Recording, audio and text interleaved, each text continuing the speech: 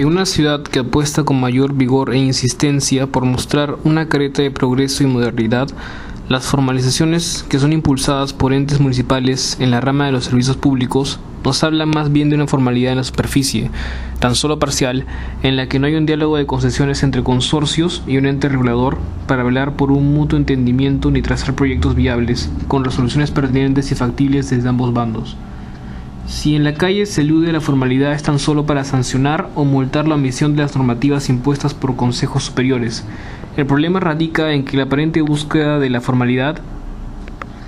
ha resentido la informalidad predecesora en un velo muy ligero, y el acatamiento es siempre improducente si es que no hay entendimiento de una lógica que surgió en la apropiación de la ley de la selva. Nos parece que este diagnóstico es sintomático de muchas disposiciones legales aplicadas a diversos campos de espacios públicos y situaciones actuales. La informalidad que tratamos en este trabajo es la de los mercados de abastos. Pero entendamos la informalidad de los mercados, la lógica informal, para referirnos al trato social y las consecuencias visibles e invisibles que generan en el espacio. La informalidad, que concibe la libertad de agencia en el trato vendedor-cliente, ausente de parámetros en el comportamiento, es la principal condición para la generación de relaciones comunicacionales, creadoras de huellas de sentido, que estructuran el espacio y las significaciones de intercambio social.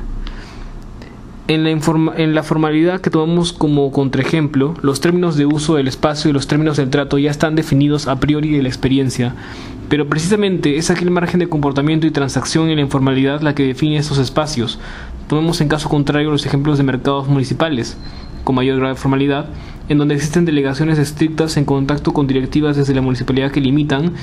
si bien no excluyen al margen, la apropiación espacial de los vendedores, o aún más drástico comparar con respecto a los supermercados transnacionales, espacios donde la experiencia de compra está perfectamente meditada y preconcebida en las rutas, consumos y sentidos, donde estamos ciegos para el uso del intercambio social.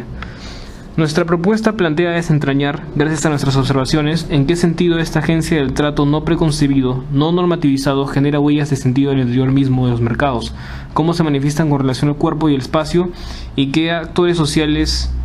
involucra, y a su vez, hacia el exterior, cómo esas situaciones de intercambio social afectan y articulan el entorno y las necesidades de la periferia.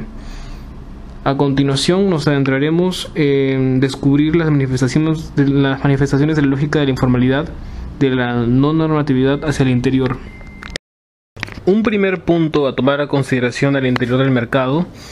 toma de referencia al comportamiento del cuerpo y la asociación con respecto al espacio.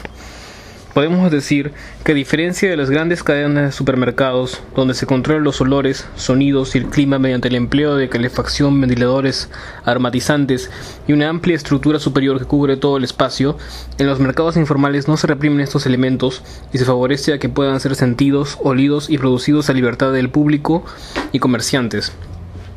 Por lo tanto, todos los olores, sonidos y el clima se mezclan y confunden expresando rebeldía y libertad, donde no son reprimidos, sino que se favorece a que estos elementos puedan ser sentidos y producidos en la interacción de comerciante y comprador. Otro punto tiene que ver con lo que identificamos como la tecnología del acercamiento. Vemos aquí que la radio forma parte fundamental de la vida e interacción en los mercados, que sirve para informar sobre las opciones de trabajo que hay dentro y fuera del mercado, y también para disfrutar de la música popular que le gusta a las personas del mercado. Las personas, tanto los vendedores como los compradores, pueden mandar sus anuncios de empleo, además de pedir sus canciones preferidas para el disfrute común. La radio es parte del imaginario de los mercados, en tanto que nos permite transmitir información de la coyuntura perteneciente al mercado y además permite una interacción entre la emisora de radio, los vendedores y el público que asiste a él. Como menciona Omar Rincón, la radio está hecha desde su propia voz, haciendo referencia en este caso a los mercaderes, que son los que usan, dependiendo de sus necesidades, ese medio de comunicación masiva que llega a escucharse en la mayor parte del mercado, donde se suscita una interacción entre los mercaderes y el público asistente del mercado, no solo aquellos que van a comprar, sino también a las personas que pasan cerca de él, definiendo un radio que atrae la atención hacia el interior, tanto como que también se emite hacia afuera. Hay en todos los mercados una figura que encarna la fidelidad y la lealtad dentro de la relación del comprador al vendedor, una figura, un actor social que define el volver la recurrencia a un cierto tipo de interacción. La figura del caserito involucra la cercanía, familiaridad y no necesariamente un vínculo afectivo entre comprador y vendedor. Esto es apoyado por la cercanía de la compenetración. Para Eduardo Duplat, los elementos simbólicos cargados de significaciones por los actuantes son las que permiten entablar interacciones sociales,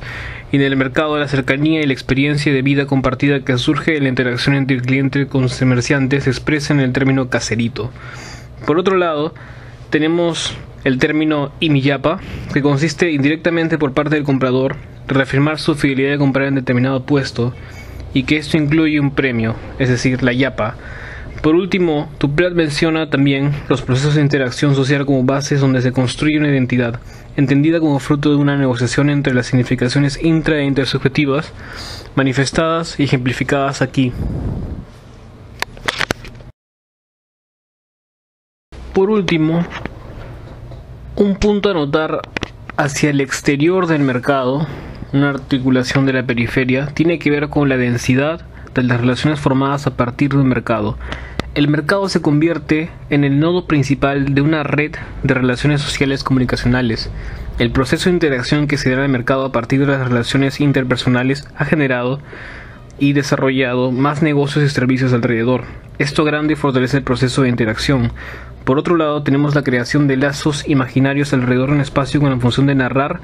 y representar el espacio-ciudad. La interacción entre personas y medios de comunicación ha logrado reproducir una realidad creada a partir de un imaginario transmitido y absorbido. Estos espacios dinámicos configuran a las personas y a los actos comunicativos, siendo la esencia del lugar la informalidad, es decir, el ejercer con libertad el trato con los demás, creando una mejor interacción y una mayor interacción. Pero esta informalidad es puesta en peligro con el proceso de formalizar un mercado. Los mercados acogen esta formalidad cumpliendo puntos estipulados en la ley, pero no abandonan la informalidad en el trato, fuente de las relaciones sociales. Finalmente, a la conclusión a la que podemos llegar es que el ordenar y organizar los mercados informales conllevaría que las muchas maneras de expresarse libremente sean reprimidas y limitadas, pero las normas ayudarían a que algunas de las libertades y rebeldías del comportamiento, que son las que ocasionan contaminación, desorden, conflictos y delincuencia, sean reguladas y controladas. El uso premeditado del espacio y sus funciones restringen la agencia del trato comunicacional al interior del mercado, lo cual es el principal beneficio y distintivo de dichos espacios. Se trata aquí, entonces, de dinamizar la lógica de la agencia en el trato, pero regulando el espacio, implementando una separación formal y una política que vele por la generación y regeneración de la estructura interna. Muchos de los mercados que gozan del pafos de la costumbre de sus compradores, el enraizamiento que se logra tan solo con décadas de asistencia y consumo, están condenados a la degeneración irremediable al no contar con una delegación pertinente que sostenga programas de revitalización de los puestos, el cambiar estrellas por drywall, por ejemplo, o que atienda una verdadera formalidad que vele no por medidas improductivas y que no están controladas, como el uso de extintores que nunca son abastecidos. Vemos así el lamentable espectáculo de espacios que están condenados a una muerte degenerativa y autopropiciada por su propia mano. El equilibrio de formalidad de conservación y la informalidad de trato no es tanto una fantasía inalcanzable. De hecho, desde hace algunos años la Municipalidad de Lima viene acercándonos a esta posibilidad a través de la creación, o mejor dicho, reubicación de grandes unidades de mercados mayoristas y minoristas en distritos populosos. Estas unidades estructuran el mercado en grandes hangares que engloban verduras, carnes, pescados, etc. Aún así, hacia el interior de estos hangares la comercialización y el término amical del trato se conservan, si no se afianzan con mayor soltura, pues estos vendedores tienen asegurado su permanencia. Esta propuesta de equilibrio nos parece la más acertada, pues evita la pronta muerte del mercado y afianza a la par el estímulo del intercambio característico, y de cuyas manifestaciones ya dimos cuenta en este trabajo. Las medidas improducentes de regularización forzada en los mercados, ya sea el cobrar 2 veces la coima por la inspección, ordenar canaletas para el libre uso de las ratas, el montaje de extintores, en suma el mero formalismo de las políticas de defensa civil, pueden revertirse en las ocasiones en que la mixofilia sea perenne y mentalizada entre los ocupantes, en que se revitalice en el sentido de comunidad, se reduzca el incilio y se fomente la libre circulación. Esta es la manera que encontramos de liberarnos de la irremediable condena